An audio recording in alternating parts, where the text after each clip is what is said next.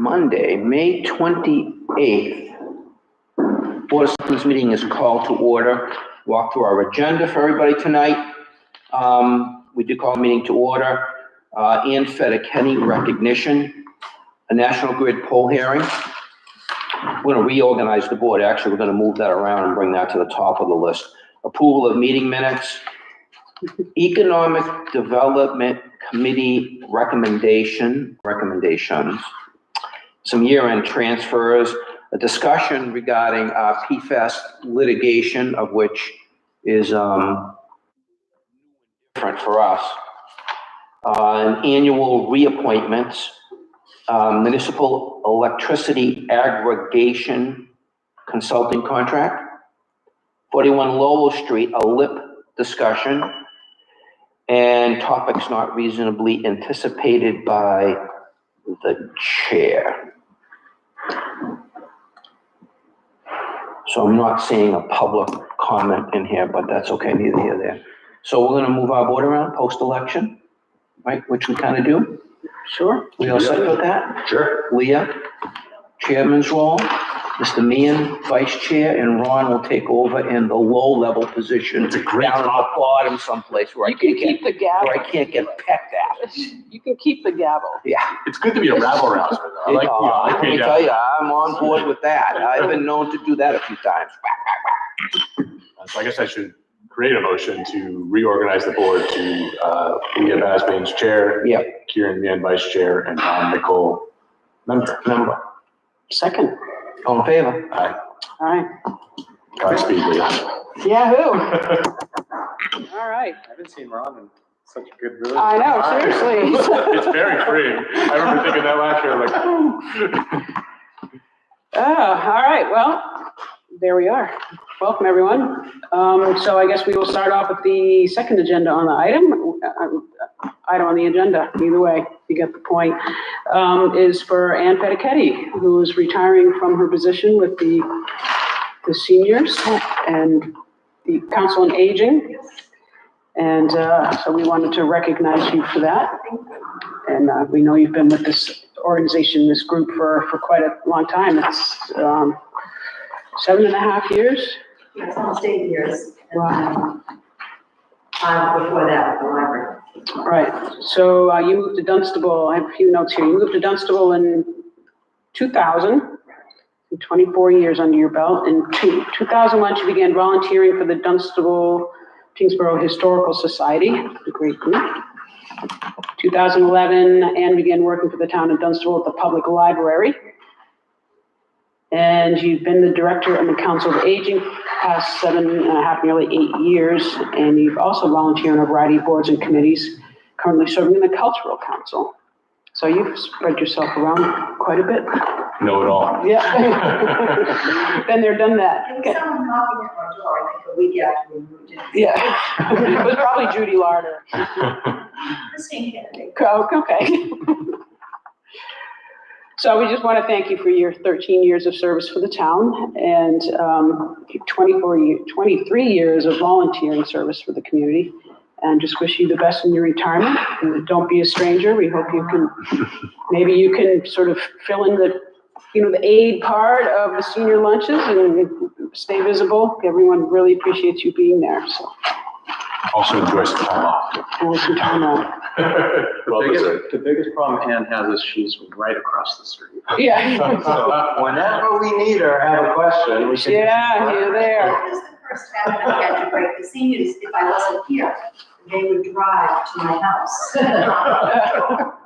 So, anyway, we took care of that after a while, but then they get me at the dump or the grocery store. We're doing better now.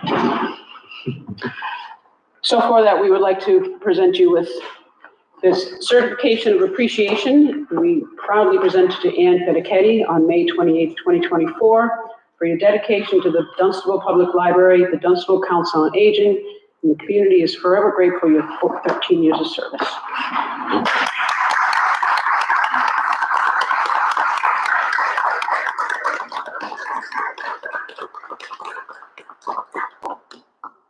Thank you. I appreciate it. Thank you.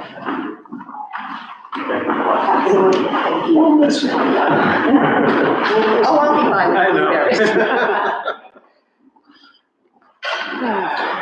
All right. Great.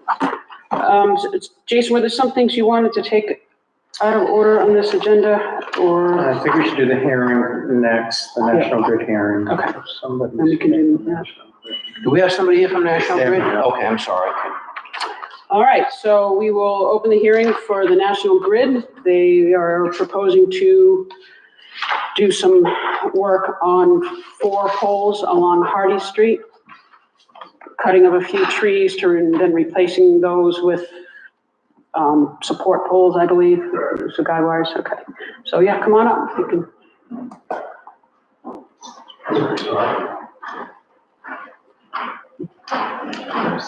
Yeah, sure. Okay, thank you. So, good evening, everyone. My name is Ishu. I'm representing National Grid tonight for this poll hearing.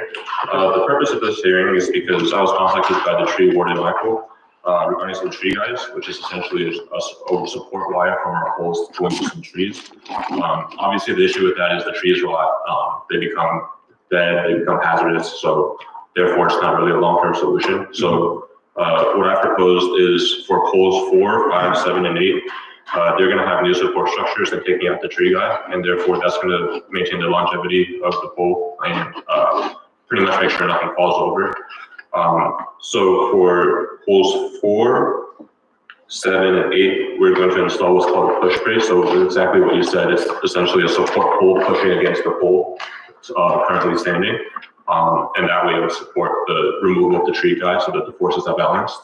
And pole 5 is going to be a pole across the street with your normal guy anchor into the ground, so that way it's supported for that angle as well.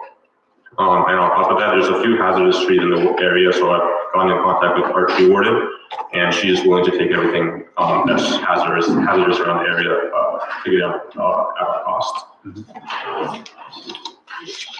So I'm familiar with all these. They're all 2 or either on my property, my nephew's property, or my parents' property. So I'm Right. familiar with all of these.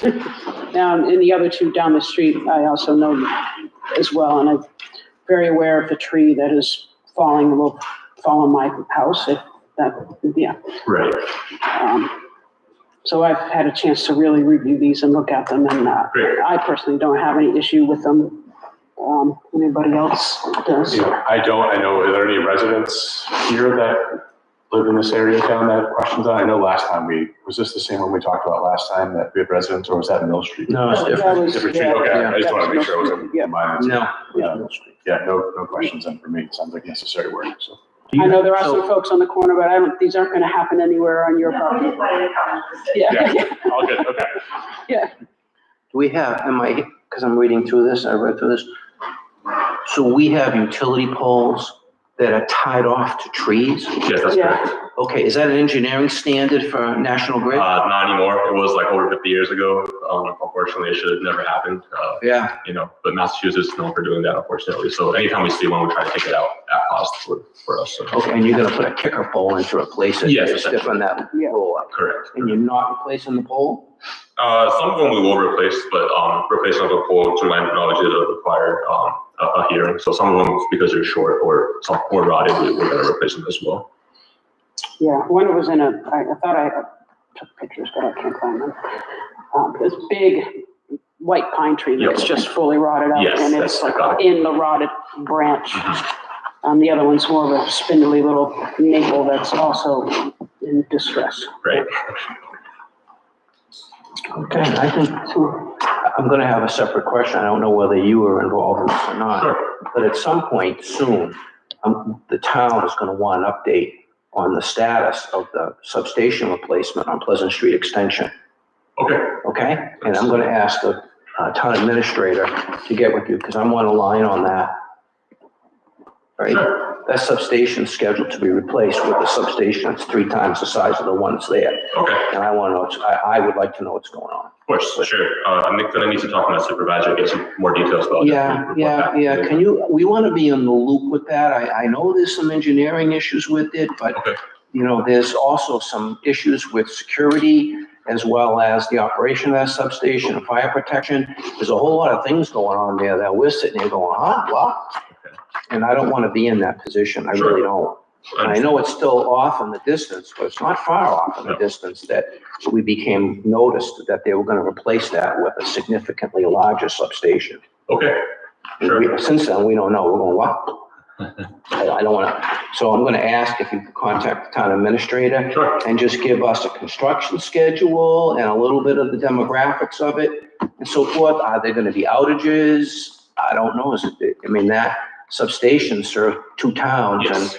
I mean, I don't know. Are they taking the line down or I don't know. We would like to know. Sure, no, that's not an issue. I'd give you some answers. Otherwise, this pole issue, as far as I'm concerned, I think it's necessary We all work. set here? Yeah, Yeah, it's a motion. move to approve National Grid to erect and maintain poles and wires to be placed thereon together with such sustaining and protecting fixtures as said company may deem necessary as proposed in the public way or ways there hereinafter referred to as in petition dated 18th of April, 2024. In the following locations: Hardy Street, National Grid to install 4 SO poles on Hardy Street beginning at a point approximately 645 feet northwest of the central line of the intersection of Hardy and Thorndike and continuing approximately 770 feet to a northwest direction. National Grid to install push braces on poles 4 and 7 and 8, and also install 1 new pole, pole number 5-84 with an anchor, and further to grant permission to lay and maintain underground lateral cables and wires in the above or intersecting public ways for the purpose of making connections with such poles and buildings as each of said petitioners may desire for distributing purposes. It's the longest motion. second? All in favor? Is there any further discussion? Yeah, I might have one. I'm, you got a bunch of residences here. Are these poles riser poles for underground services? So most of them, I don't believe so. If they are, we do what's called a cut and kick. So we kind of just cut off the pole, the very top of the pole, and Yeah. replace what's necessary to put the bottom together so that everything's in place, or side set it and put the riser back up. So it will be replaced. No risers will be. There's not going to be any outage as far as I know when we're replacing these poles. Okay, because I don't think there are. we do, and we have some other people here too that may be affected by, if the pole's rotted, you're gonna pull it out, you're gonna take an outage, right? Well, so it depends. Sometimes we can kind of suspend things with some equipment. Yeah, I understand. I'm not All right. sure yet. No, that's fine, as long as because the underground laterals and all that wire and cable affects individual homeowners. Yes, I understand. Okay. So I do have one more question. Sure. We can approve this. All those in favor? Aye.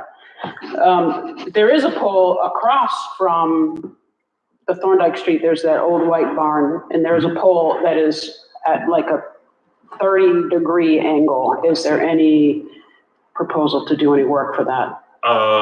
So I haven't been out there in a little bit. So if someone could just call it in as a work request and just have set it up as an inquiry, I'll definitely go out there, double check. And if it is our pole and it's leaning, we'll definitely replace it at no cost, obviously. So Okay. cool. Just a phone call away. All right, great. Thank you. Great. All right, Thank you, that's everyone. it. Thank All you. right, bye. All right, moving on. The next thing is the approval of minutes for May 13th, 2024. That was our quick meeting we had just before the town meeting.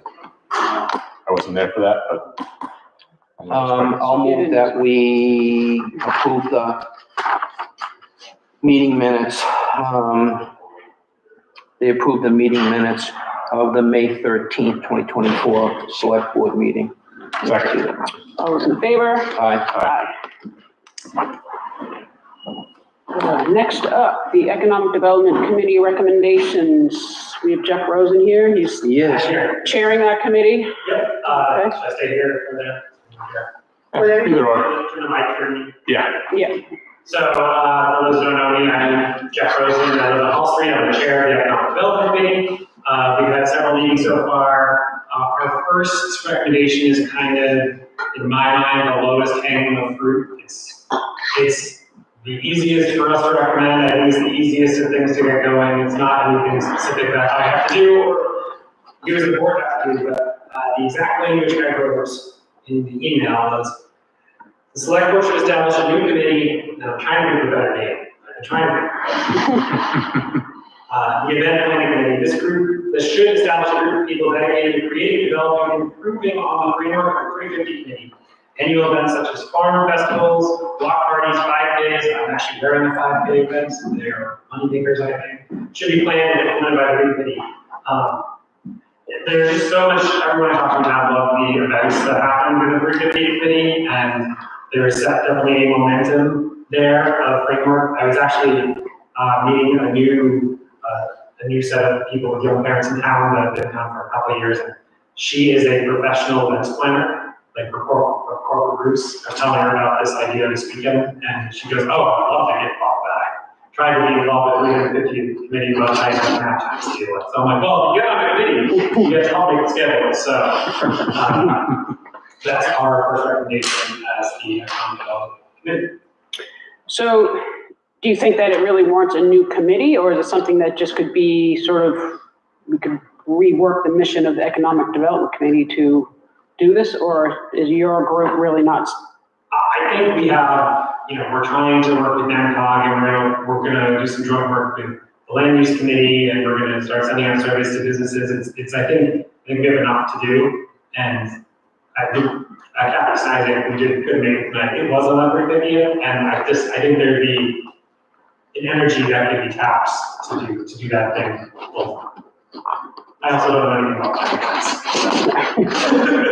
that. Nor do I. Yeah. I think I would create that, makes me think of The Office, what they call the party planning committee or something like that, which everyone would, I think it was a pretty funny show to watch in general. My thought would be in the short term that I think in the summertime, it'll be very popular with sort of leveraging Wednesday concerts in the Common, and I saw a recent Friday Larder Field thing. So maybe it's more of an ad hoc committee in the short term and see if the legs grow and if it really catapults into the fall and the winter time. Because then that sort of takes the onus off your group and it takes the onus off the other land use group and lets them sort of run with it and see what they come up with. Because I think the 350th did a great job they had a vision and then they did the execution over time, over almost a year and a half. And I think it started a little small and they grew into these awesome events and with the fireworks and things like that and the hoedown. So I'm not opposed to letting a group run, especially if they're going to do their own, I guess necessarily fundraising, but idea generation and things like that. And they can go with their own name, which would be even better. So, and I wonder too, so there are a lot of other events that are already out there and happening, through the Cultural Council or other groups, or the summer concerts and whatnot. If, taking what you said and then going forward with that, do you anticipate this committee sort of joining forces with all of those and being responsible for all of the events that are going on in town rather than having these little I think little fiefdoms of events? Yeah, I think that one of the things that there's lots of committees and things in town, but there's lots of disjointed communications and marketing. And so to me, this committee could sort of fill that role, some sort of coordinated, I love it when you say that, but talks together and then making sure that, say events don't happen at the same time, right? There's those sorts of coordination items that's more than just messaging. So I think that could be an aspect of this group as well. And this could possibly get aligned with the economic development group that I'm involved with Margaret Scarsdale. Yeah. Matt, just a question. Creation just sounds like something that it would be in their category anyway. Yeah. And I think that whole needs a little more balance. it'd almost be, now that we have the ideas, think of if other groups have recommendations in terms of who they'd like to see participate in it. And I don't want to constrain anybody because I think we're lucky to get any volunteers to do anything in town because it's such a challenge sometimes. But if you knew, we want a Parks and Rec person, an economic development person, whoever else we think would be useful, president at large, basically. So I don't know. I have no opposition to it. I think the more ideas we have going, the better in town. Yeah, I think it sounds, why not give it a try and see what you can. Worst case. pull together, yeah. Nothing happens. Pitfall spot. Yeah, yeah. We're no better off than we are now. And then I'll come back to you and say, hey, Jeff, how about your meeting? Yeah, yeah. And I'm not knowing what else to do with that stuff. I like spinning it back, right? Yeah. In terms of legwork now, do we need to make a motion or is it really just for us to think of? We need a motion to form the committee. Yeah, if you want, do you want to form it? Is that the direction? If we're gonna form it, we would have to give it a name Yeah, and we would have to give it charge. Yeah, I can come back with a. yeah, maybe in the next meeting we, You can come back with the jazz.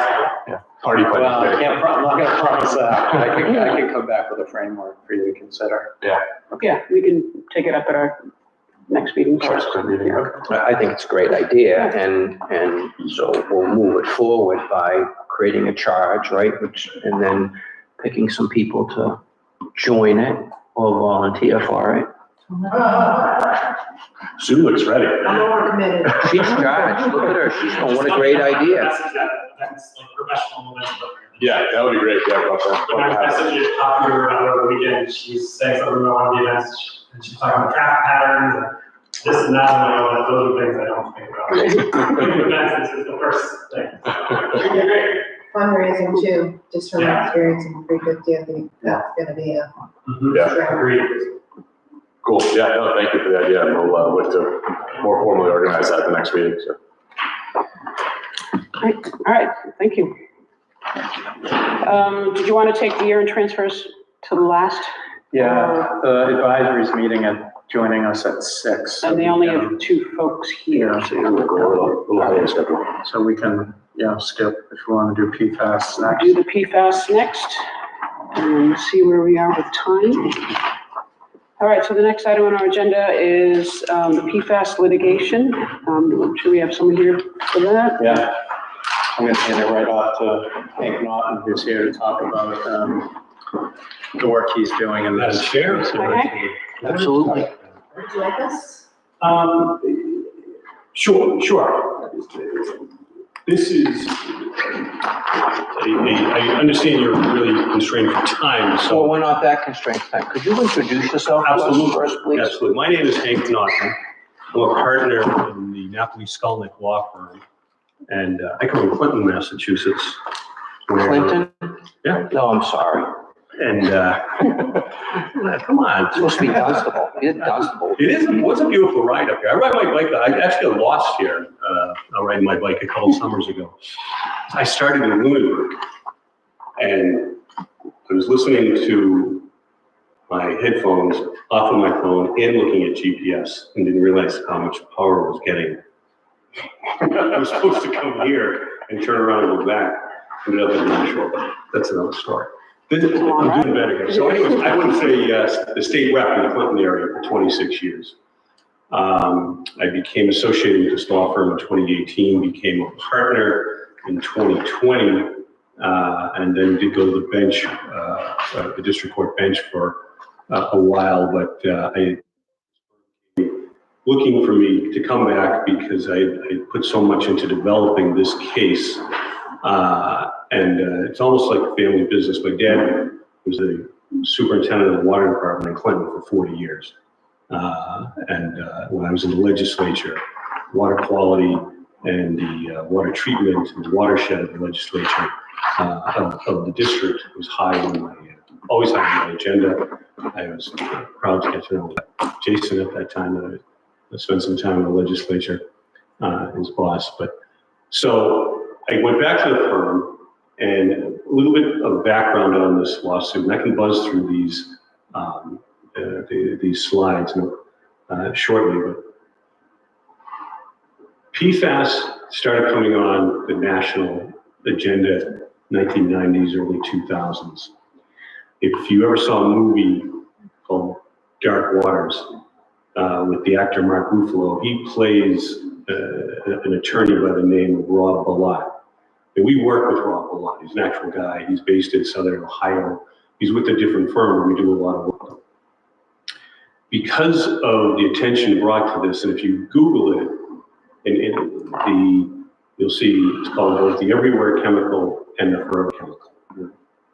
And it is probably in the veneer on this table, probably in the dry cleaning in the sport jacket, maybe what makes our glasses. It's in women's makeup. It is in McDonald's wrappers. It's in photographic equipment, and it is every place. In the early 2000s, 2010s, because of concern, municipalities around the country, beginning either through state action being mandated by state environmental, and we want to keep an eye on the time, environmental regulations, or on their own, decided to start testing and started bringing lawsuits against the 18 makers. That number is important because if it's in your water, and it is in your water, it came from one of these 18 makers. In 2018, the federal judiciary decided to consolidate all of these cases in the federal district court down in Charleston, South Carolina, from all around the country. At that time, my partner, Paul Napoli, was appointed chair of the plaintiff's executive committee, co-chair of the plaintiff's executive committee. In large multi-district litigation or class action cases like this, to manage the case, the judge in charge will appoint one or two or three lawyers on the plaintiff's side, the utility side, and one or two or three lawyers on the defendant's side to keep the case on track. Paul Napoli has been one of those and has led the negotiations as well as the preparation for litigation up to now. And that's where we sit today. The case is ripe for trial. However, within the last year, one of the makers, look to see, Kidda Fenwal, look to see if you have any of their fire extinguishers in here. Kitty, declared bankruptcy. Yeah. DuPont came to the table last June and offered $1.185 billion in a settlement. 1.85 billion. 1.185 billion. Okay. 3M came to the table, and in that figure, the 1.185 billion has been approved by the court. 3M came to the table and offered $10.5 to $12.5 billion settlement. And the scale there, and that's been approved by the court, and the scale there is going to be based on the number of utilities that make a claim. And we fully project that it will scale all the way up to 12.5 billion. Those two have been approved by the court. In the last several weeks, Tyco Fire Products has come to the table and offered a settlement, and has been agreed to by the plaintiffs, of $750 million. And just last week, BASF Corporation has come to the table and offered a settlement of $317.5 billion. Both of those are awaiting the court's approval, and we have no reason to think that the judge won't approve those. So the trust fund is approaching $15 billion. There are still 13 that we are negotiating with that we are hoping to come to some type of settlement, but still at the same time preparing for trial. And Paul Napoli has been in the environmental law business for 30 years, as our firm has, and has led trials against NTBE, asbestos. He's represented at the time of 9/11, the firm was in Manhattan. He's on the trust of the 9/11 Survivors Trust. He's on the board. He's led litigation in Flint, Michigan. So this is something, I say that not in the way of bragging, but it's something that our firm is very experienced at. We're hoping that we can resolve the rest of the litigation, the rest of the defendants with some type of settlement that we can bring to our clients and to our potential clients. And the process would be gathering, if you decided to come on board or decide to retain us, we would gather the appropriate documents, your DTECs between 2012 and 2013 and 2022, and the flow rate of your various water sources in the town of Dunstable. And what that means is the settlement is formula-based as opposed to damages-based. Your DTECs, although two come, are you aware that a year ago, the EPA promulgated a new maximum contaminant level We are. of 4 parts per trillion? And then that became mandatory just a month ago. Yeah. You come close on 2 of your sources to that. The good thing about how we've negotiated the settlement is the fact that you have DTECs makes you eligible. You do not have to be in excess of the 4 parts per trillion or the current mass figure of 20 parts per trillion. So you qualify. That's a good thing.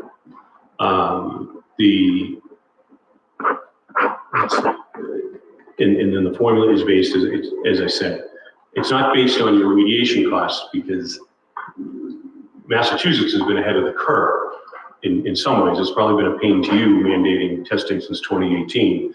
The good thing about that is will get you into phase 1, which means checks will, if we get all the ducks lined up on your behalf, checks will be cut potentially as soon as this year.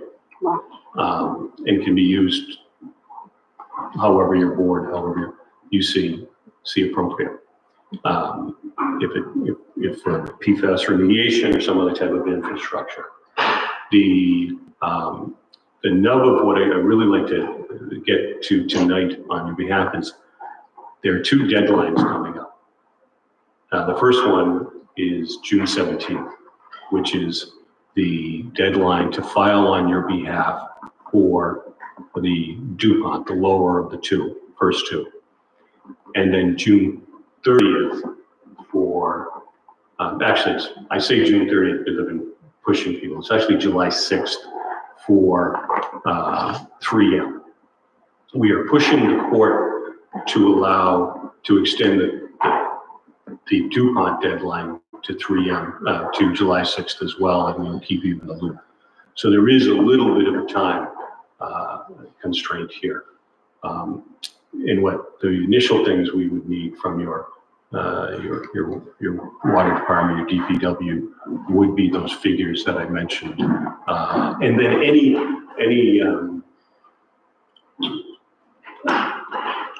well, thank you.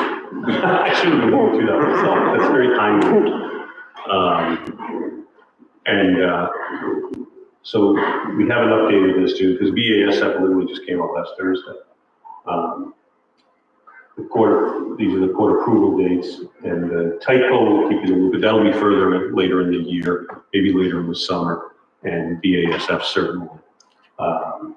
So those are the dates the court approved it, and then June. That settlement date on 3M has been extended to July 6th. And the DuPont date has been moved back to June 17th. So that's what we have to look at. Do you have any, like I said, I can buzz through those slides if need be, but I think I gave you the crux of where your board might need to be. How many towns are you representing? How many have already signed up with this? Massachusetts, over 100 in this area.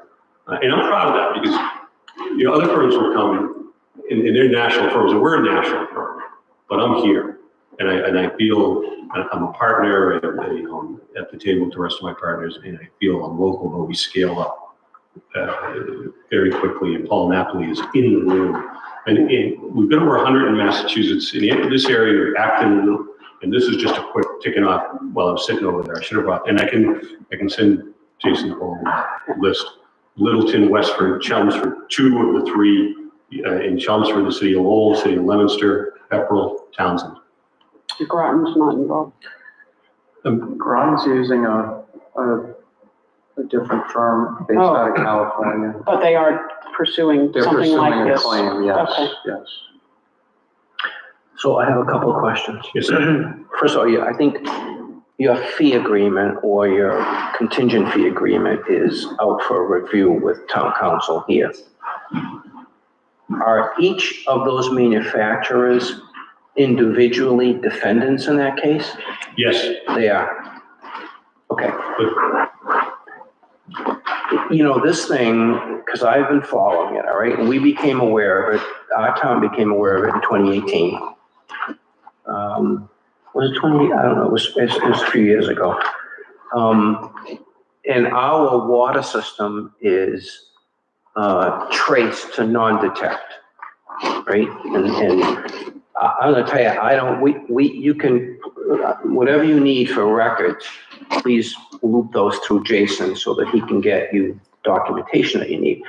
I'm a little fuzzy here because we didn't start, this thing came to our table here from the school district with contaminated water from firefighting foam that was used, all right? And so, but to be clear, the two towns own the school district, all right? And so I don't know how we're gonna work to make the school district whole, because at this point, they're paying the bill for the bottled water, the testing, all those point of use POET systems, right? Right? There's a bunch of those on streets near the high school that are in Dunstable. And so we're gonna have to have some discussion as to how, with two law firms in two different towns in the same issue, and the school district has a third law firm, unless they're using Myrick, I don't know. Somehow, we're gonna have to have some educated discussion with all the parties to be sure we come to a common understanding of how we're gonna represent this legally. Are the costs from the school being pushed down to the two towns? We own it. Every buck they spend comes from the towns. But to be clear, the project to mitigate the PFAS at the school. Yep. The school has nothing to do with. Right. That's a town project between Groton and Dunstable. So we took them out of the equation because it's water infrastructure work in our streets, and that's better handled by the municipality rather than the school district. Sure. So we're managing and funding the project separate from the schools. So they are not a third party on that. We're paying for that outright. And we have a smaller portion of that than Groton, because they're a larger portion of the school district. But we still have, for the first phase, almost $1.9 million commitment. So there is a provision in the settlement for supplemental payments for extraordinary costs. I'm not going to sit here and guarantee that we could put that in for you, but we'll certainly fight for it. And those requests are due later in the summer. So that's something I'd want to research. I did reach out, not realizing that firm. I did reach out to the superintendent's office, but nothing's happened. But for anything that's pushed onto you, we can make an argument that it should be reimbursed. What's the intention of the funds? Is it to go to homeowners, or is it to go just to the general fund of the town? It's up to you. It goes to. But we just can't take this money, put it in the bank, and go buy a truck. Will it be there's no. Will it be, because we're receiving, just as an example, we're receiving opioid So that's where my head just went, literally. and with that, you can use that money for a very narrow, specific purpose. In this case, you're saying the parameters we can take the money and use it as we see fit, the board sees fit. Well, it would be a Conceivably, you reimbursement. could put it into the general fund. Well, right, because we had to go for a debt exclusion override. Correct. So we would not have to then utilize that, so that we could use money for this to then Offset it. balancing the budget. Potentially. So that would in fact impact the residents by not having to pay more, right? And also have I know the school district they're the ones who get contacted in the event that another homeowner realizes that they may be part of the expanding plume. Right. So then perhaps the town takes that onus away from the schools. So I think there's been some frustration at times with the level of service there. And maybe it's our water board that does that. I mean, this is me ad-libbing here, just an idea, but like maybe that's a different way to have that bucket of money, excess money to help a homeowner who all of a sudden realizes they have PFAS. To tie in. To tie Well, in. it was stated, though, with the agreement that anybody that did have that problem would not have to pay to tie in. True. Oh, and that agreement it closes at some point. The window of it closes when the I'm not sure right? about that. Or is it- So the tie-in permit fees, the homeowners will not be charged. Right. They are part of Within that cost. flume, that defined Going flume. forward, yeah. Oh, all right, cool. But they will have to pay water rates now when they're not. Right, when it they're weren't not paying before. now. Yeah. So there's a financial impact there. Yeah. And that's not really in Hank's world, but just thinking out loud, sorry, Well, we can sit here and talk to. Yeah. We've had, and again, clearly your policies. I will say we've got 2 towns that are clients that have whose select boards have publicly articulated something like that they would use the funds to help Mhm. well owners and others who are either to tie them into the system or mitigate in some other way. I mean, you could use them to, I've already talked to a couple of residents who are considering the cost benefit around, okay, should we tie into the water system or should we invest in an on-site filtration, a permanent on-site filtration system? Yeah, And, you know, what makes the most sense for me? And, you know, if we were to benefit from this, there's a scenario where you could consider offsetting the cost of an on-site filtration system for residents, which can be relatively costly. So, yeah. I mean, it's truly, we understand most of the source and we're pretty confident, 99.9% sure where it came from. So it's really on the shoulders of these boards and things like that to come up with a plan for those that get impacted by it over time. And if there's a settlement opportunity, we ought to help those people. I mean, that's sort of the charge of being the steward of the town, so. Yeah. So this is it's in review of our town council now. It's being reviewed now. And it says very clearly here, how if there is no recovery, then we don't owe you anything. No, we assume all costs. We have up to this point, very significant costs. We lay out because as town council will tell you, we're going to give you, under the rules of the Board of Our Overseers, a specific figure of what we're looking for up front, because that's the standard figure. Though, however, I've added the language, or whatever the court sets, whichever is less. In the DuPont, so in the 3M settlement, the court has set 16%. And that's what the court said. So What court is this in? the Federal District Court of Charleston, South Carolina. Okay. Judge Gergel.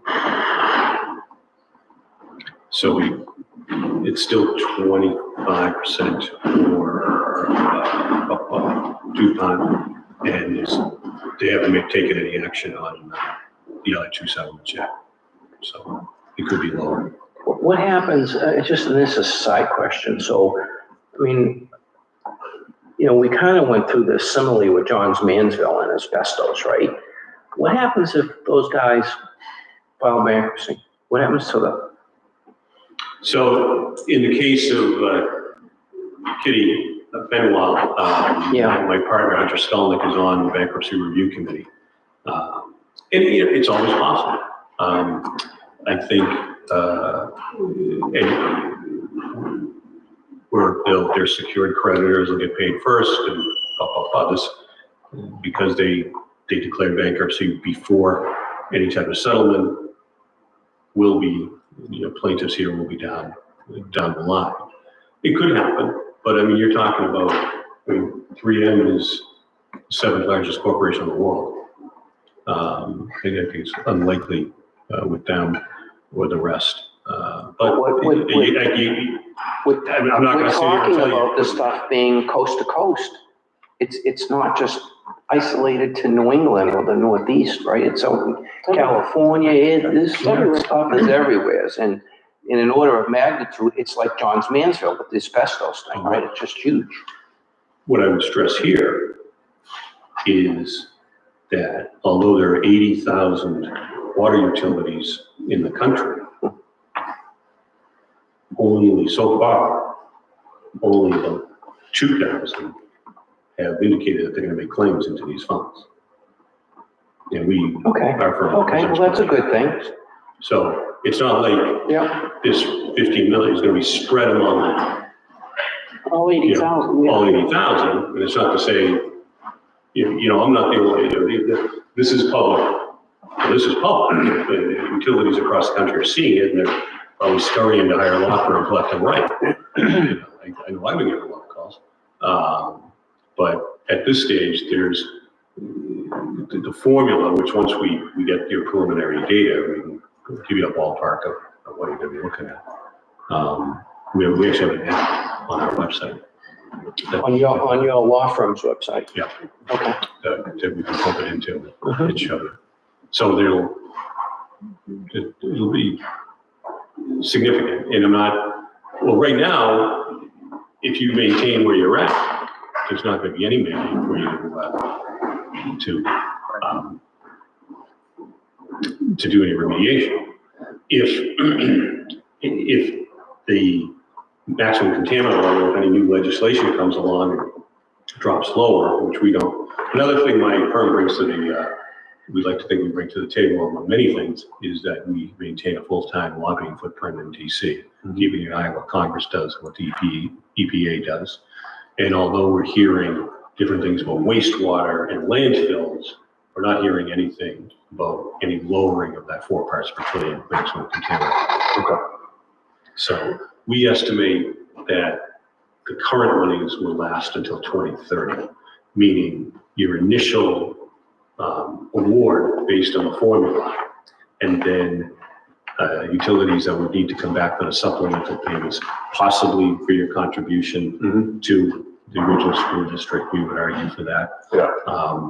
And that's typically where utilities have taken water sources offline and then had to buy or buy it from another city or another utility, or they've already started remediation.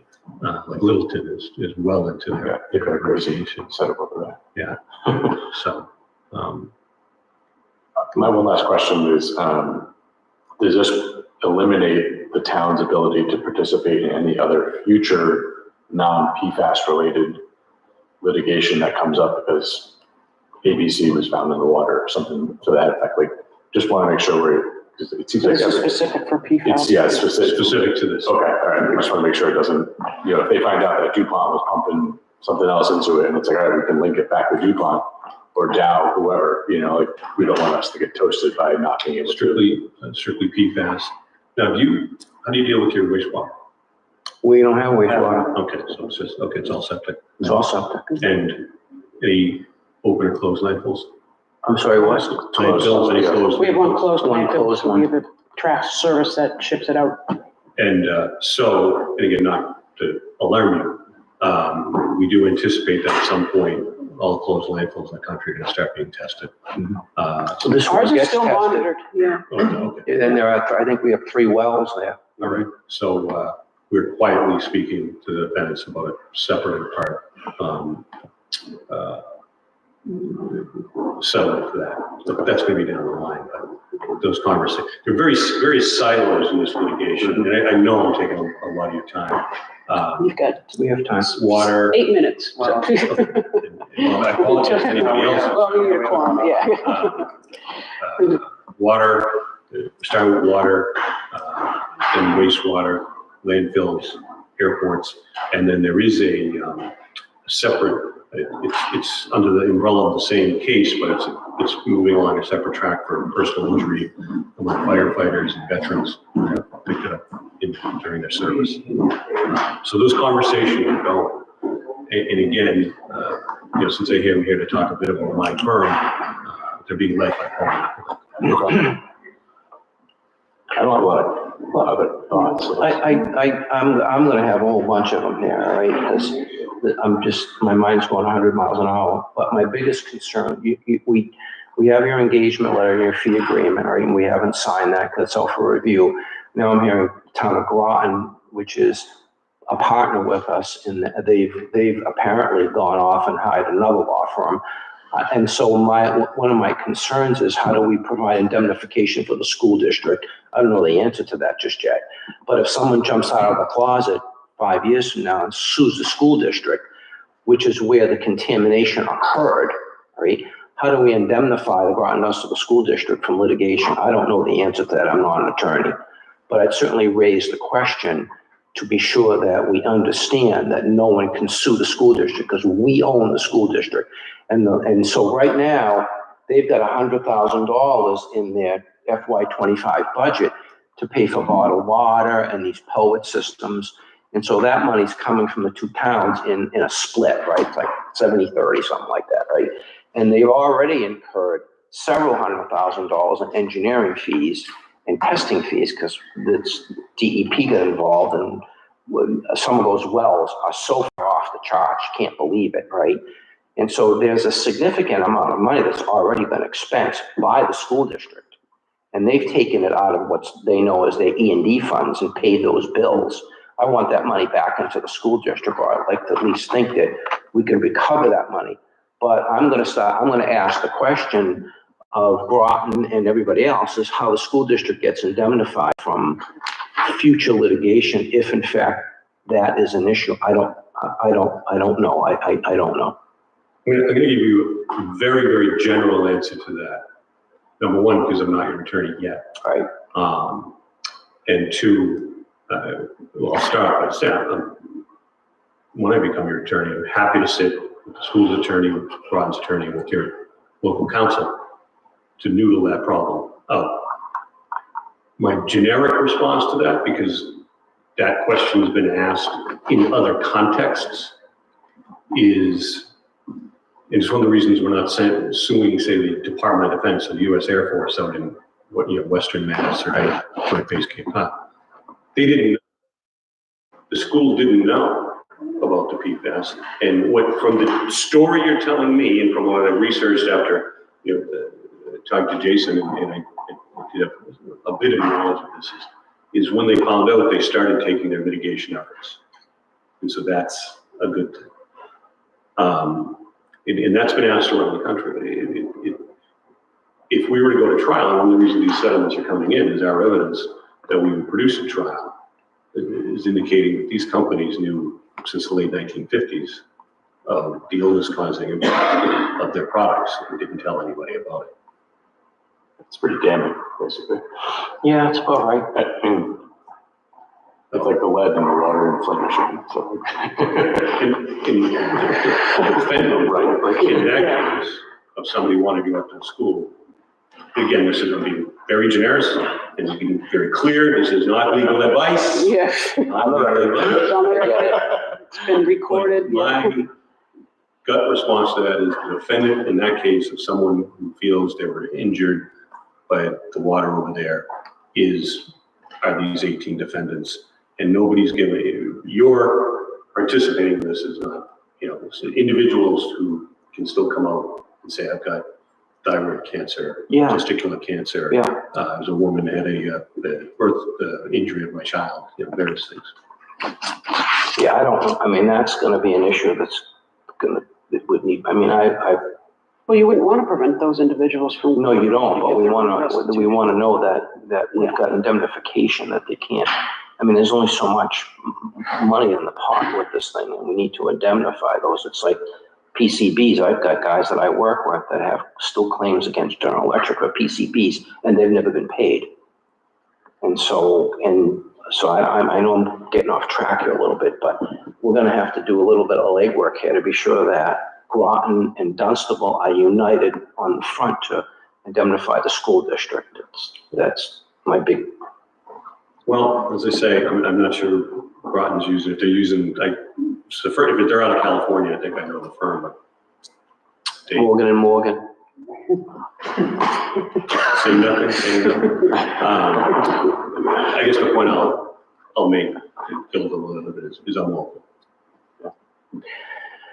All right, Counselor, thank you. Your Honor, I guess, huh? What district court were you on? Worcester. Oh. That was that was an honor and a fantastic job. I really enjoyed it, but I had invested so much in building this case. Yeah. It really felt like I should come back and see it to fruition. It's a good idea. It's cool. Yeah. All right, well, great, thank you very much. Thank you. Thanks, yeah, absolutely. I We look didn't get the forward opportunity to to go through this, but is further discussion. this, is this online? Yes. Oh, it is? Okay. Yeah. So if people want to kind of go through that, it's available. And so we would likely owe this firm an answer in the next week or so, right? 'Cause it's the 30th or one of the days. June 17th. 17th. Yeah, so it's got to be like our next meeting. We should if hopefully I'll know this week if the court's going to extend it to July 6th. But better safe than sorry, because we've got over 400 people working on this. We can get your paperwork in pretty quick, but we still need to get working. Yeah, no, right on. Thank you so much for sharing it. Yeah, Thank great. you very much. Thank you, Great, appreciate thanks. the discussion, Thanks for what you absolutely, do. thanks. All the best. Good luck. We meet with our finance committee. Yeah, want to sit for that, would you? I've been to many of those. So, hang on a second, so before we leave this, all right, I know we got a bunch of things going on here. I want to get together and have them here, or we go there, however we do this, we got to get together here with Groton and the school district and make sure that I don't want to have lawyers all over the place. We want to just get to a point where we're both using the same law firm and. They're using Barron and Bud. Yeah, I mean, the lawyers they're all lining up with their mouths open. But you really got to But, I mean, they're all what I would- the same thing. be, yeah, it's all the same cut. It is. Yeah. But I figure you want someone who's accessible, meaning somewhat local, and who is experienced in the area. And they have 100 communities in Yeah, they're pretty Massachusetts. invested in the case. So Yeah. that was the reason. I mean, I did reach out to others. They were the most responsive. Does the district have their attorney, Mark's representing the district? Oh, no, they're not doing this work. I don't know who's representing the district. I bet no one. I bet they shift it to the towns, just like the water. Well, we did that. Yeah. We did Yeah. that. We made that decision. We took it away from them because we just didn't need them involved. We didn't need the district involved in it. Yeah. In this particular case, the district could become a defendant. That's just gonna fall back on us. Well, it'd be up to our town council, Hank's firm and the town of Groton's firm to come up with a letter that indemnifies, just like the fire department gets indemnified from Right. their usage of the phone back in the day. That's what would end up happening. And or you could still allow a resident to sue. No, they can sue for their own Yeah, particular because issue. they should if they've been wronged. I mean, that's what should happen, but. All So, right, well, we'll have the opportunity to go through this with our town council, the review, and bring up some It's questions. in their hands. Yeah. It's in their Right. hands. So we'll bring it up at our next meeting. Is, We don't have quorum yet for advisory, so I guess, we do have the municipal electricity aggregation consultant here. okay. Contract in front of you. I don't know if there's a way you could, maybe, yeah, let's move Take that. that out of order? To the top there, so we get it Sure. moving, so. Number 10. yes, please. So, as you know, town meeting was the first step in this process, which we were fortunate to get approval for. And so now the next step is to develop an actual plan. And in order to do that, we need someone that knows how to do that. So, and that's not me. So Paul's here. You have a contract, a draft contract in front of you.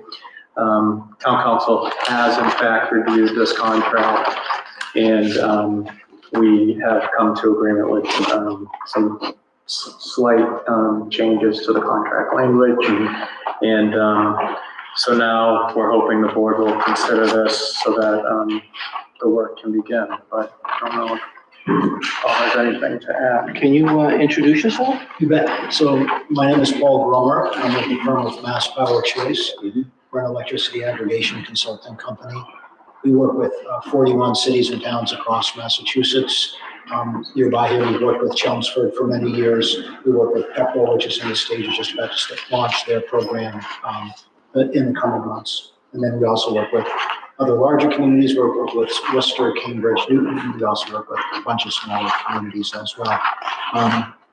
As Jay said, all the cities and towns that have programs like this hire a firm like mine to help you through the process. So we develop a plan, we help you get the regulatory approvals which are required, and then we help you secure an electricity supplier for the program, and then we do public education for the program once it's ready to get going.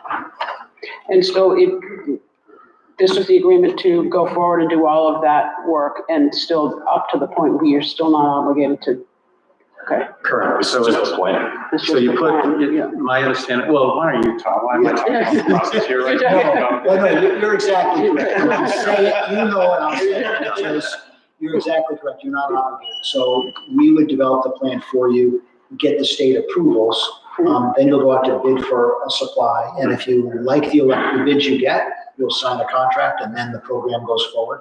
If you don't like the bids you get, you won't sign a contract, and you can try again later, or decide you don't want to do it. We do all the work up to that point with no fee at all. And then if the town does sign a contract and launch the program, we get paid a broker fee out of the electricity contract, so we would get paid going forward. But the town doesn't pay us anything, and we don't get paid for the preliminary work. So I read through this and I can give it a 10,000-foot view, right? I kind of have, for lack of a better expression, fear. And my fear is that, and I didn't understand this here, I was heavily involved with Enron. Okay? And the deal was people paid Enron, and Enron was supposed to pay the transmission, distribution, and they didn't do any of that.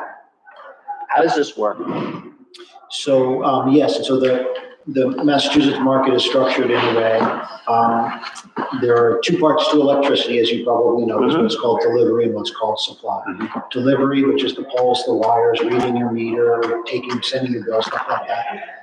The utility does no matter what. There's no choice about that. Right. The supply part, there's competition for.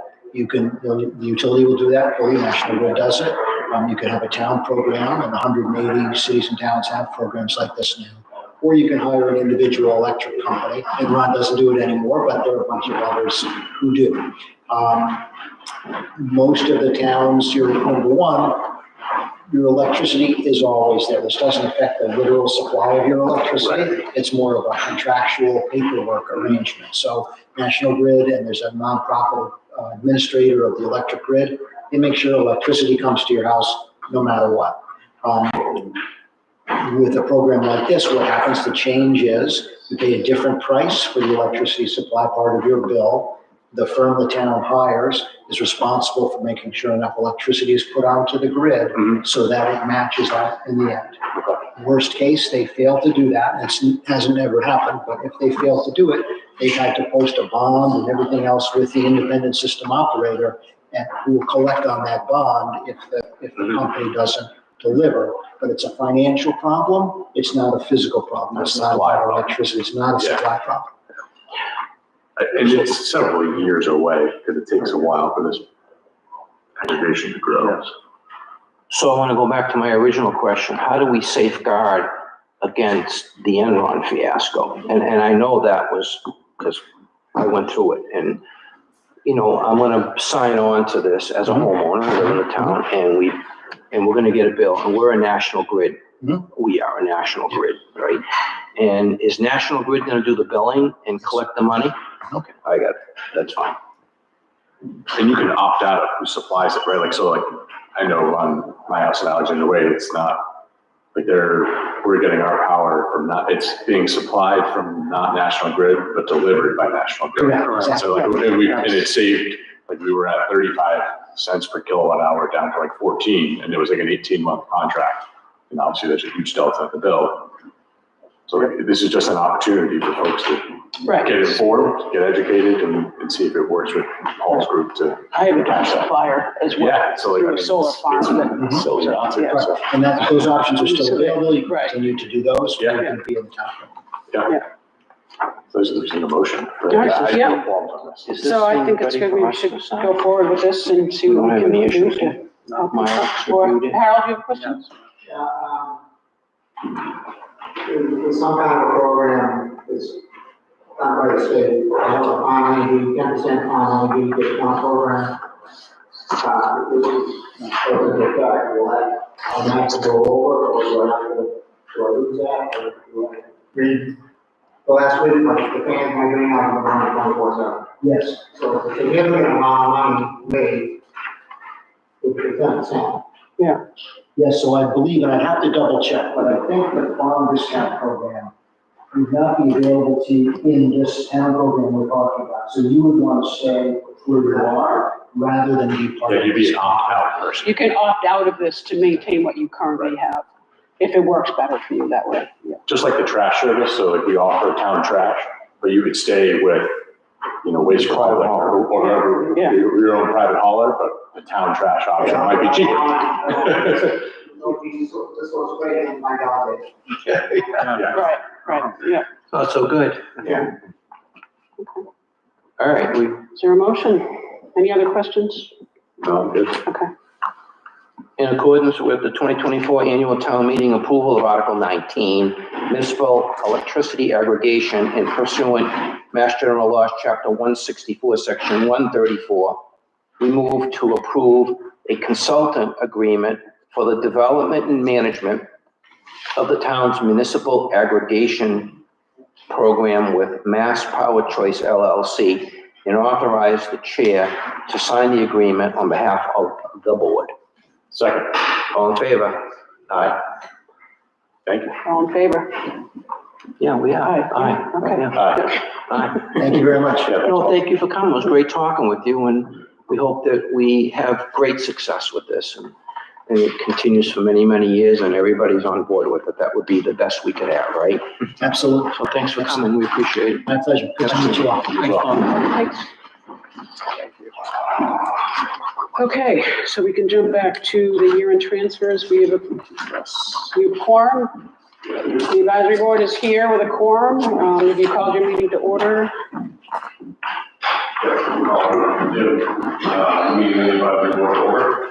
Welcome back, Leo. You made it. Sucker.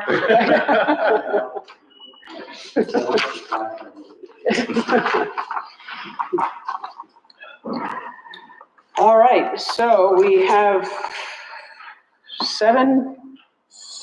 $29,869.77 Yeah, for a handful of for things. 7 transfer, I think it's 7, whatever, yeah. We got some info on that in front of us. Yep, so let's see, we have some transfers that needed to be done just to close out some of the things that are owed still. One is for a temporary loan interest for $10,839.29. Snow and ice for $761.64. The treasurer for $4,090. And accounting for $14,178.84. There's some detail in terms of what those Yeah. summation is. So I can go through those quickly. So the temporary loan interest account was just underfunded. And because of the increase in rates, this needs to be addressed. Snow and ice, the amount is being covered within the snow and ice budget. It's being transferred from expenses to salary to cover snow removal wages. The treasurer, this transfer is needed to cover a payment to Vadar for the cost of migrating the treasurer collector's office to Vadar from Point Software. Making the transition, the town negotiated a payment plan with Vadar rather than paying the full upfront cost. This will be the ongoing obligation for the next 5 years. It's being covered within the treasurer collector's budget, transferring funds from salary to expenses. The accounting, this transfer is needed to an adjustment allocating the assistant town accountant's salary to properly reflect the work the position performs. We're now allocating the position's salary as follows: 9.5 hours per week as assessors, 9.5 hours per week in the water department, and 18 hours per week in the accounting.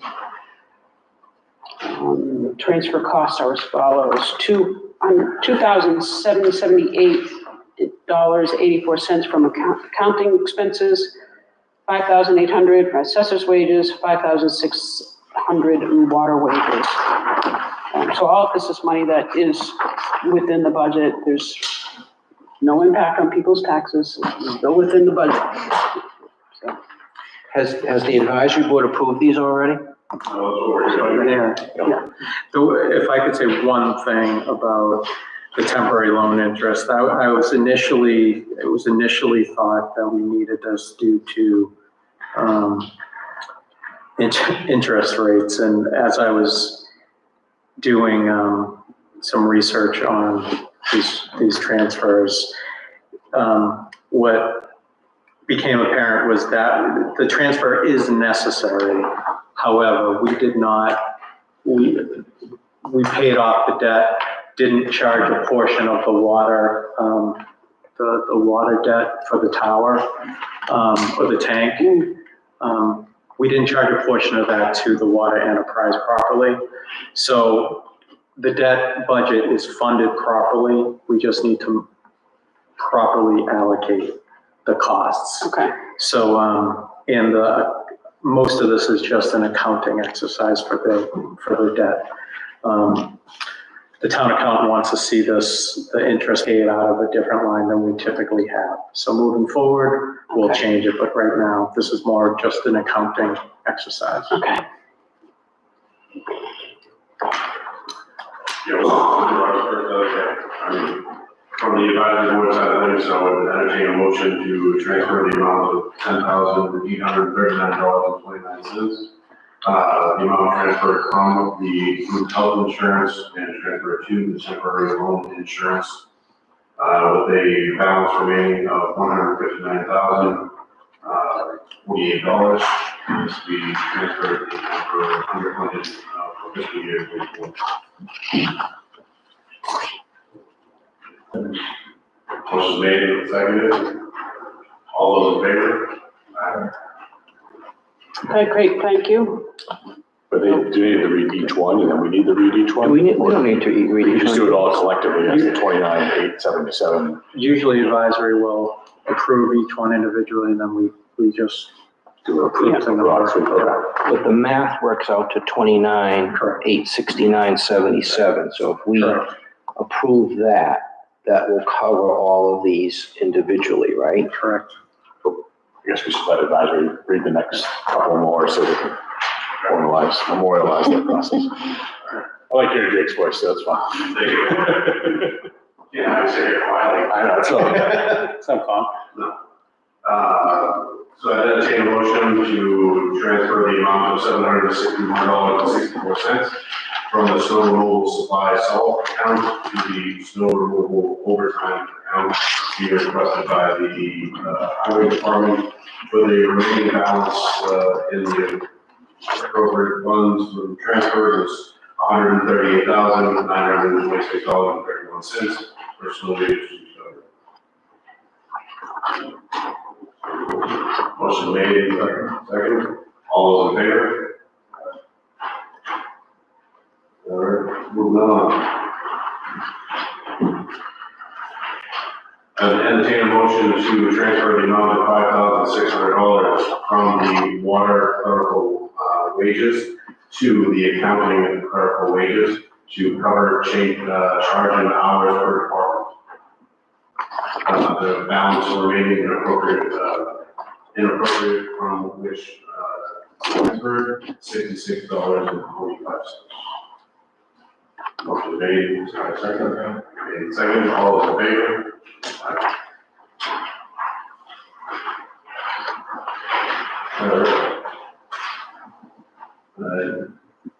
Entertain a motion to transfer the amount of $5,800 from the assessor's clerical wages to the accounting clerical wages to cover charge and hours per department. Balance remaining appropriate from which transferred $95.16. Motion made, second. All those in favor?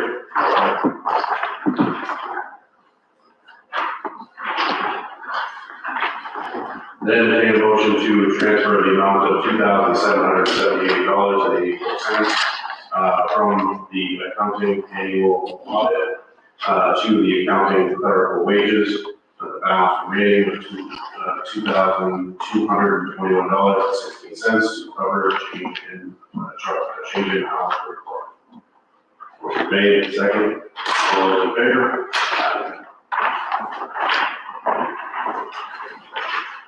And finally, I would entertain a motion to transfer the amount of $4,090 to be transferred from the treasurer's salary to the treasurer's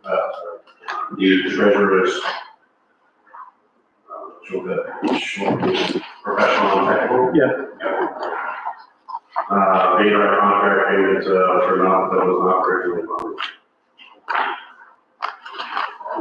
Motion made and seconded. All those in favor? You all set? Oh, So for our end, in accordance with Mass General Laws, Chapter 44, Section 33B, move to approve end of year FY 25 budget transfers as, FY 24 budget. I said 24. FY 24 budget transfers as presented totaling $29,869.77. Second. All those in favor? Aye. Aye. I just have a quick question. How much is left in our reserve fund? 11,000 around. Okay. Thank you, Advisory Board. Thanks, advisory board. You're good. You're welcome to stay, unless there's Yo, anything we'd else. love we to need have all of you here for the next few hours. Yeah.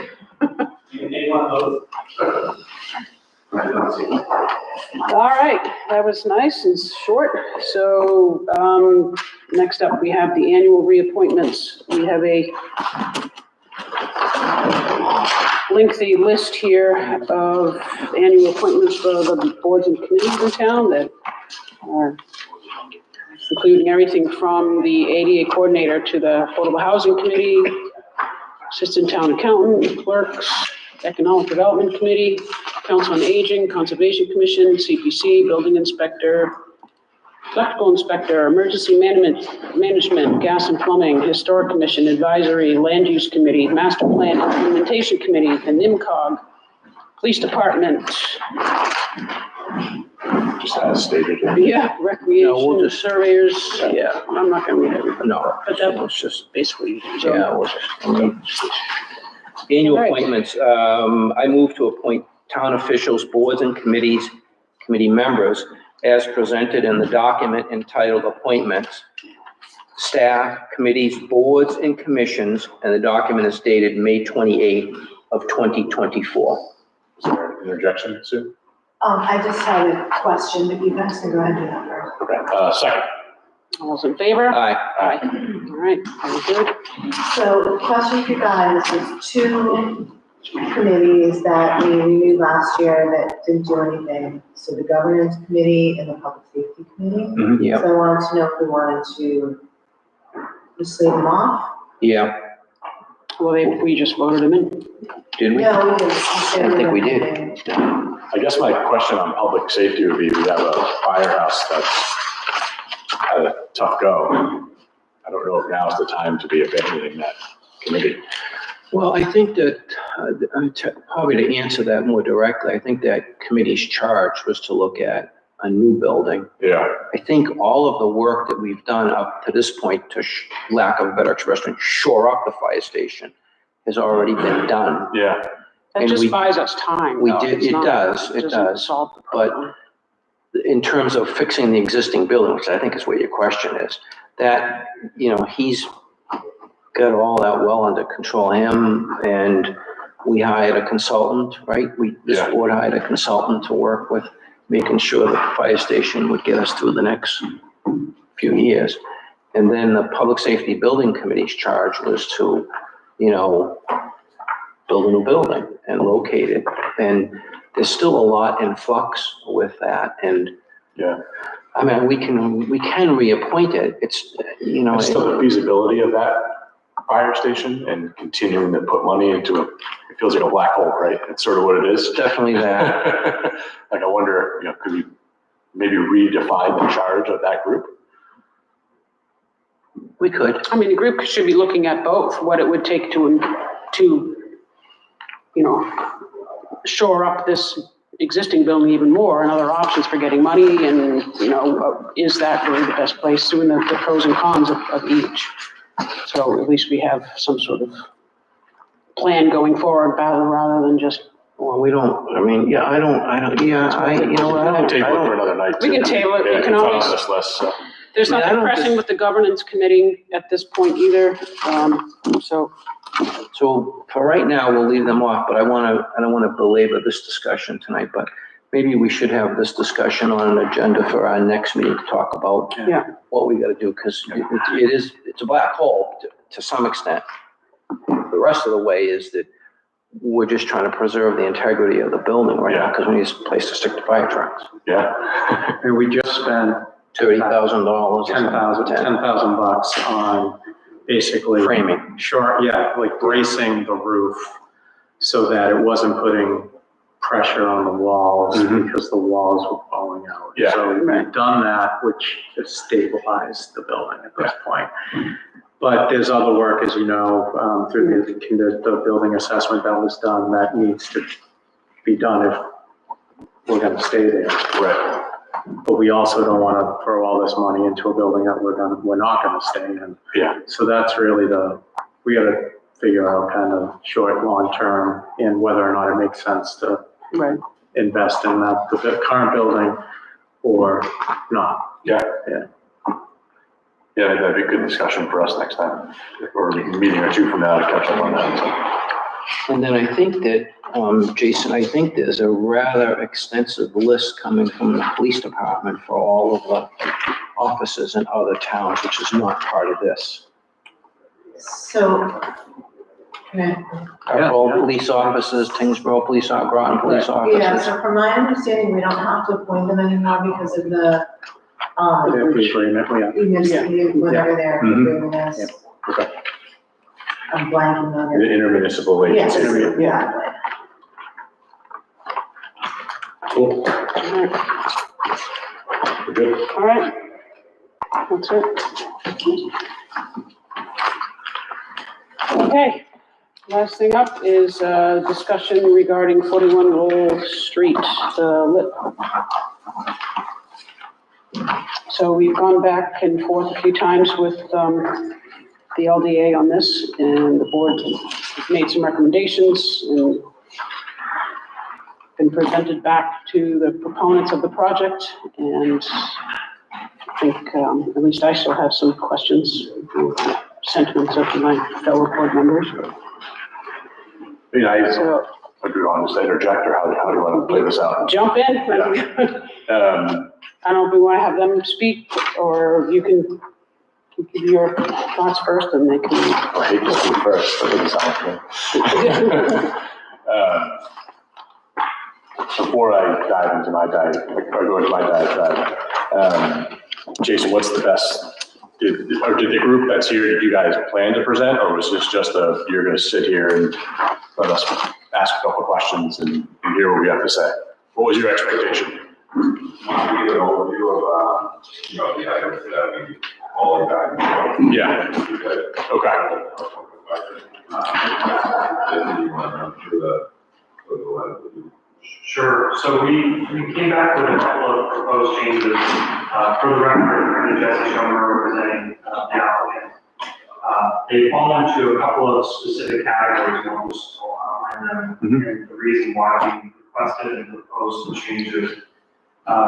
First of all, there was in the board's feedback and responses, there was a couple of ranges of projects, different size, unit counts, that the board had proposed as an alternative version of the project.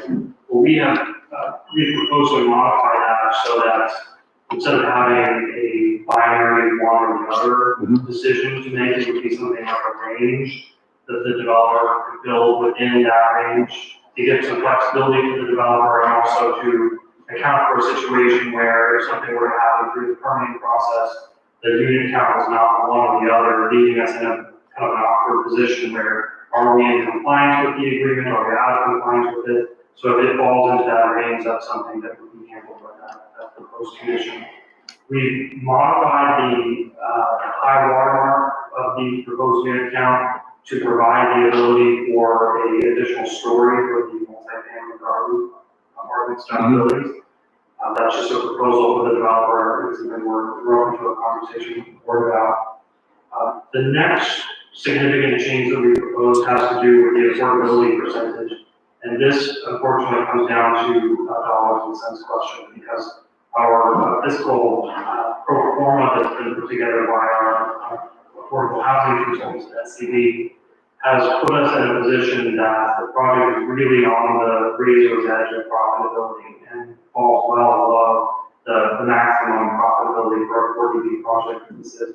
So we're struggling to make it work and pencil out in the current market, given the construction costs being what they are, lending costs being what they are, carrying costs for the project site. So we're proposing to reduce the affordability percentage to just the 25% that's required by the affordability statute.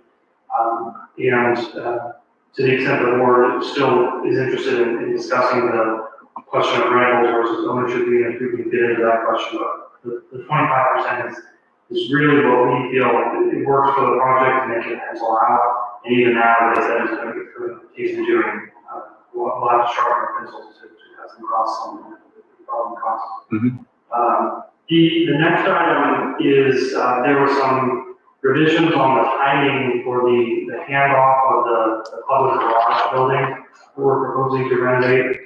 The reason why we proposed to have it happen later in the process is because part of the development of the site, we intend to use that building, and that's really our primary purpose for renovating the damaged garage building, in addition to handing it off to the town at the appropriate times when the town has a public service building. And it's also to avoid concerns about prevailing wage with respect to the improvement to that building. So what we're proposing to have happen is that we will do the work and we will hand off the building at the appropriate time. Once the use of the building is complete, or if we can reach an agreement on the side of the town for a shared use of that building while the construction of the project is taking place. We're willing to work with the town on that to make sure that your needs and your use of the building are provided for as well as ours. And also to address the prevailing wage question that I mentioned, which again comes down to a practical dollars and cents question, because obviously the prevailing wage issue makes the development cost of that significantly higher. The next item, well, this one, we're not proposing revisions on this, but I did want to highlight it.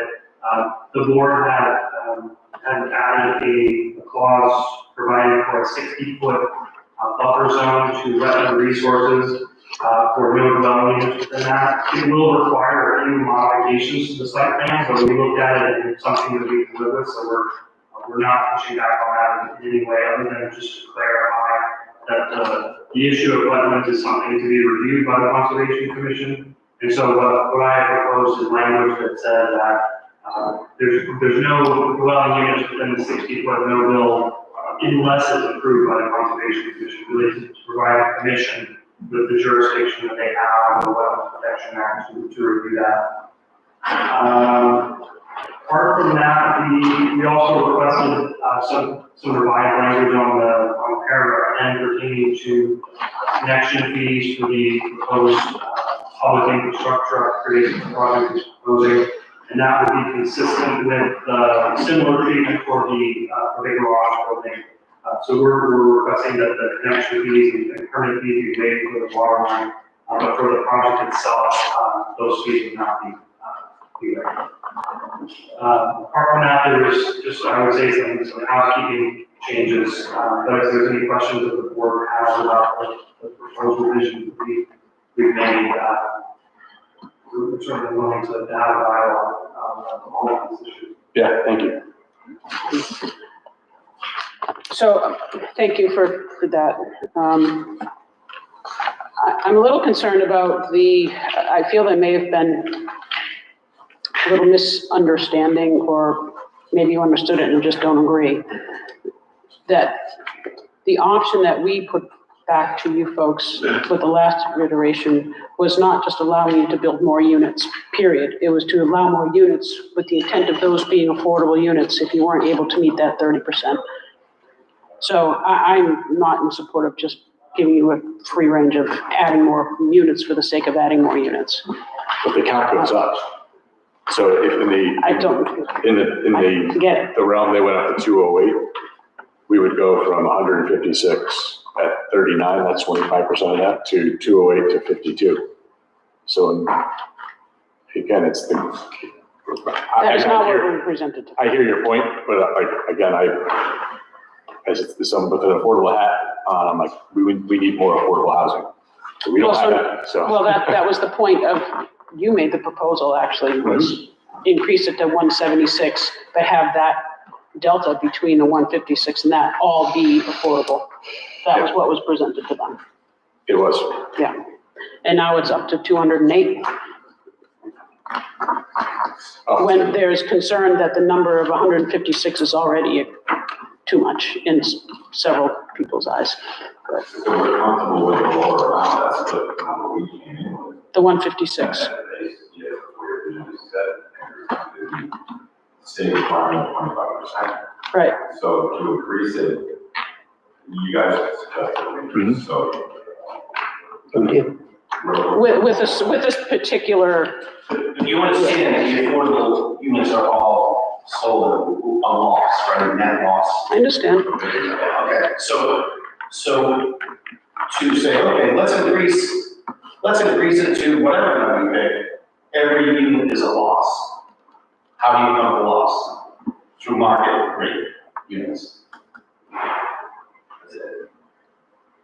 Well, that comes back to Jesse's point about what pencils math-wise. And I know one of my ideas was, let's try to get more affordable housing out of it. And again, I'm not your project manager. I can't tell you what it costs to add a 4th-story to a building and how that pencils out, using your words. So my idea was increase the affordable housing number, and without drastically increasing the total count of the unit, of the total complex. And I said this to Leah that night, or that afternoon, I can't remember when it was. Like, I hear her point, and, you know, my biggest thought is, let's increase affordable housing. So I don't mind 208, to be perfectly honest with everyone here, because we need more affordable housing.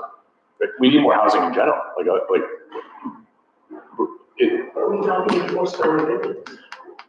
Sure, but I mean, down the street in Groton, they're putting a 4-story building. And That's so, Groton. You know, Look what Groton's gonna do. Is Groton have the Latin truck? well, I mean, like, You don't know the these are gonna be the safest buildings in town by a landslide.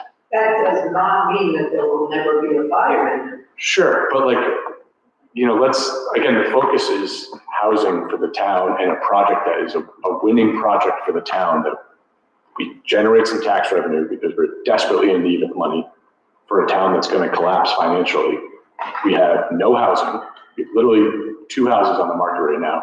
And we have people who are interested in getting out of their single family homes and moving into something that's more affordable, that has access points to the town. And our charge as a select board, as the executive members of this town, was to give every group the opportunity to speak up on this project. And they did. And 156 was too many. Sure. So you're coming back with 208? That doesn't compute to me. But then it's up to the 3 of us to make that call. Like, that's the decision we're gonna have to live with as we decide what we feel is gonna help the residents of this town in Middlesex County. Like, Well, there are other things to consider as well, and, you know, and there was a lot of input put in by other boards and public input, and there was not a significant amount of support for that. So to turn around and now come back and say, well, yeah, you don't like 3-story buildings, well, hey, you know what, let's let them do 4. so then And would you let's take increase the number. but then would you take the 156? Because that's the original proposal. I understand, I mean. It's gonna look pretty good now. Yeah, interesting, yeah.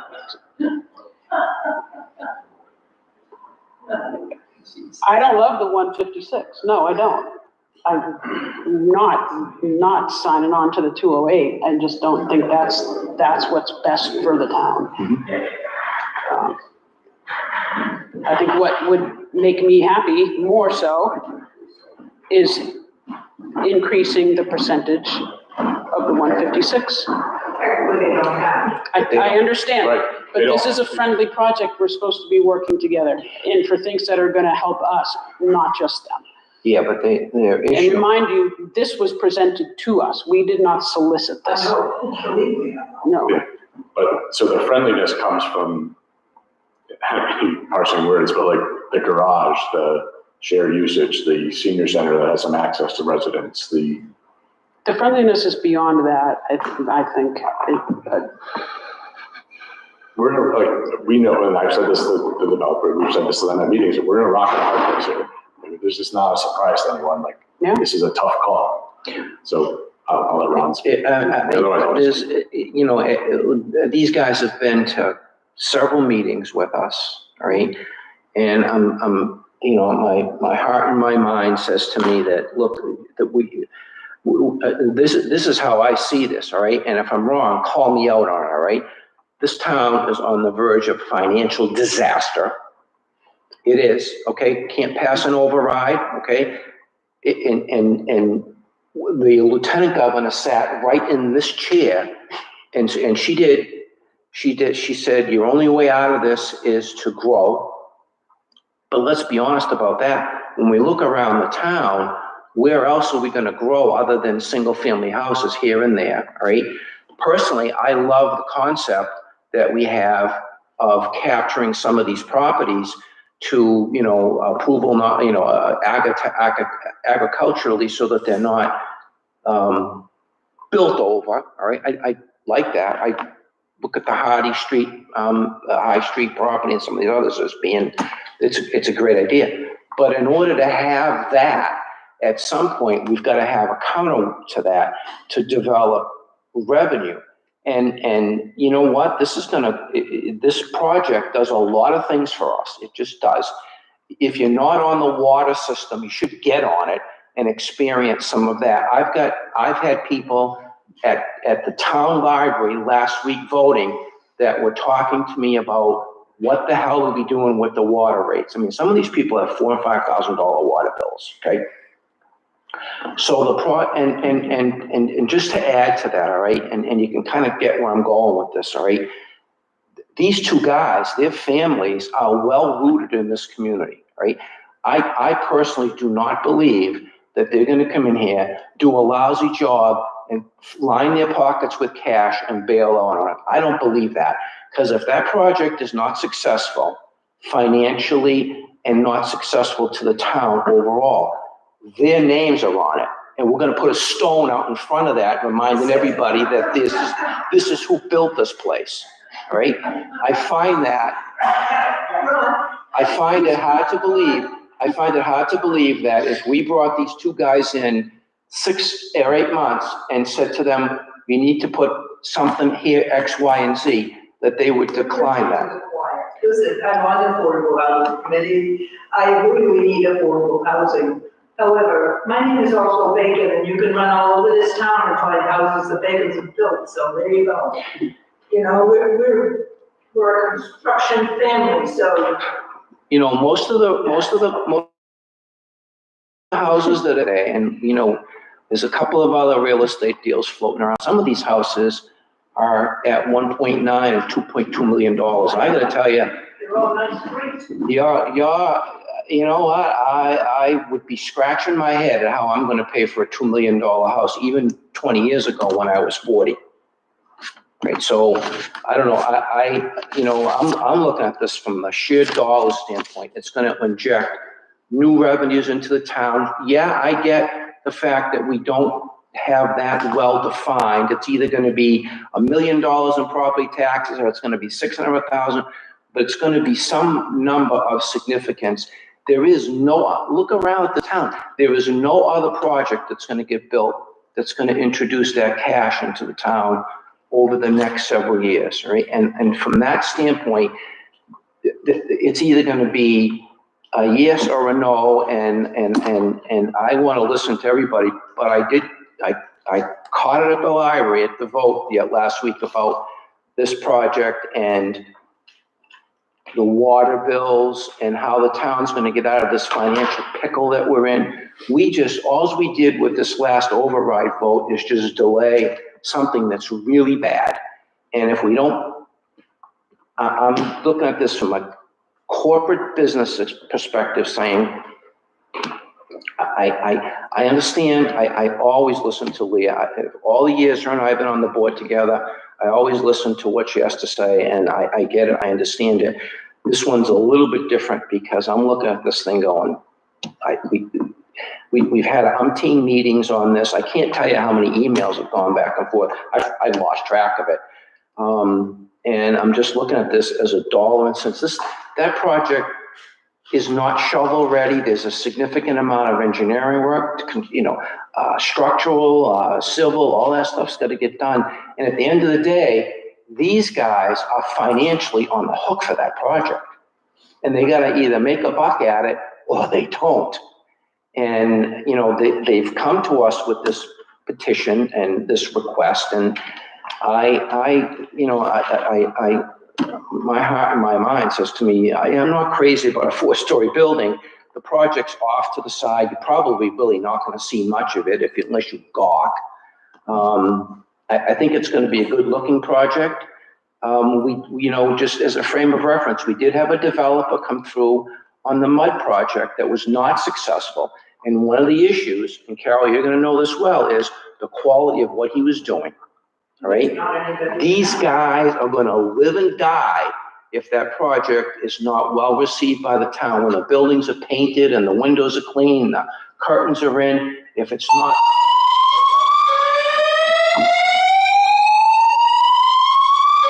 Too much hot air on.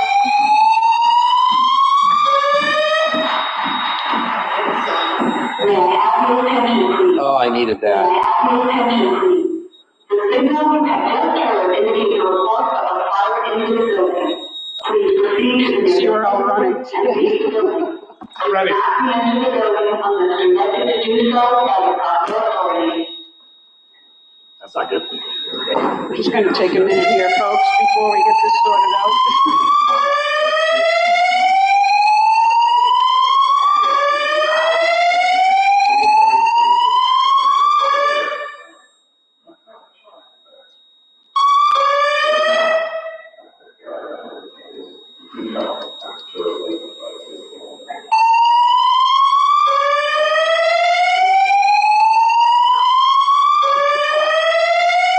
Exciting.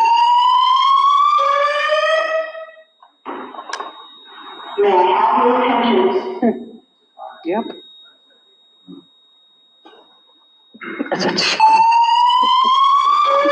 We could have told you that. Does Jason need help?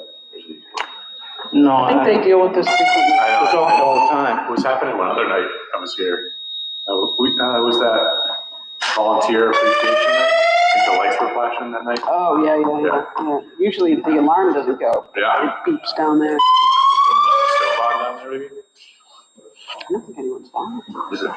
No meetings? No? Oh, well, conservation, yeah, 6:30. Cooking things up? Yeah.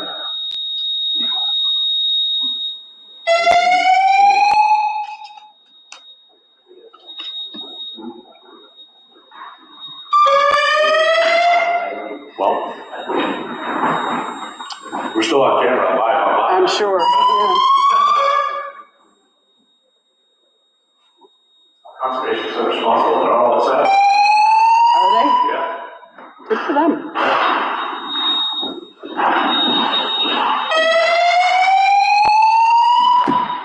How often does this happen, Sue? Never. Oh. Oh. I don't believe you. I mean, it's like we've had a. Yeah, but not like Not like this.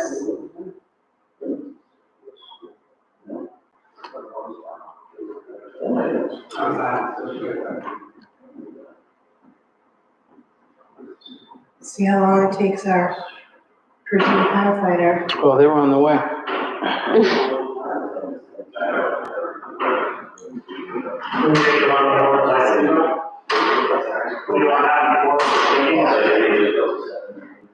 What was it doing before? No, asking, you said you had one more complex. Oh, it was, it was a different area. Oh, it was in here, but it was because we had. A little excited. A little excitement. Well, the alarm's not ringing, so we can, when Jason gets back here, we can Keep chit-chatting. keep chit-chatting. Roll this up. See if Ron can remember exactly where you were, Ron. Yeah, where were you when you're? No pressure. So I guess we're gonna resume things here. I mean, I kind of said what I wanted to say about it. It's maybe more speech making. I've gone through the LDA. I know there's still an issue with signing the LDA because town council has not gotten back to us yet. He's supposed to, he hasn't done that yet. And I really don't know what else to say. I think I've summed it up as elegantly as I could. Well, I get my, short retort to you is that I'm not opposed to this project, and that's, I don't know if that's insinuating that I am, but I'm not opposed to the project. I'm not in support of increasing the units.